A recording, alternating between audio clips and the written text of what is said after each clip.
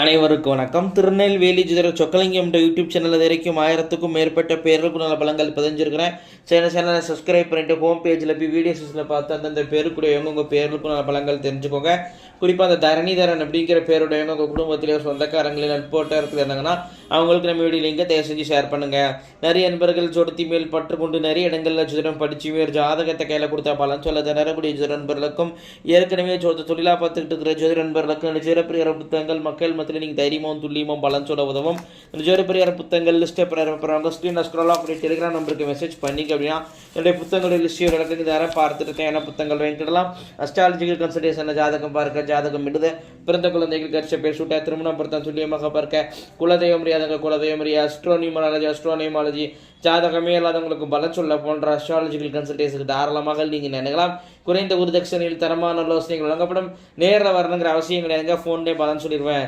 சரிங்க, இன்னைக்கு பதிவுக்குள்ளே போவோம். தரணிதரன் என்ற பேருக்கான 25 வகையான நேமாலஜி பலன்களை பார்ப்போம். ஃபஸ்ட்டு பாயிண்ட்டு அழகானவங்களாக இருப்பீங்க.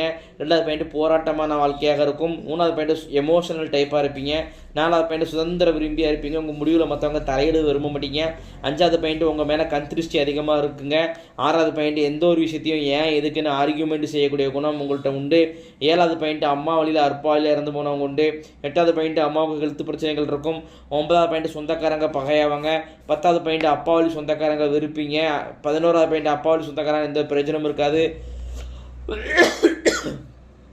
12வது பாயிண்ட்டு அப்பா கூட பகை ஏற்படும், இல்லைன்னா இளம் வயதிலே அப்பா இழக்கக்கூடிய அமைப்புகள் உண்டு. 13வது பாயிண்ட்டு சொந்த வீடு யோகம் உண்டு. 14வது பாயிண்ட்டு இடம் வீடு சொத்த லாபம் உண்டு. 15வது பாயிண்ட்டு பேராசையினால் இல்லீகலான விஷயங்களில் ஈடுபட்டு அதனால் ஒரு கெட்ட பேர் கஷ்ட நஷ்டங்களை சந்திக்கக்கூடிய அமைப்புகள் உங்கள் பேர் சொல்லுதுங்க. அதெல்லாம் ரொம்ப கவனமாக இருக்கணும், நேர்மையாக இருக்கணும்.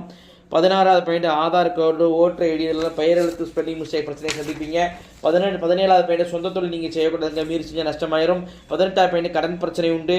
19வது பாயிண்ட் நீங்கள் வேலை பார்த்தாலும் சொல்லி தொழில் செஞ்சாலும் சரி நிரந்தர பிரச்சனை இருக்கும். 20வது பாயிண்ட் தனக்கு வர வேண்டிய லாபம் ப்ரமோஷனை போராடி பெறக்கூடிய சூழ்நிலைகள் உண்டு.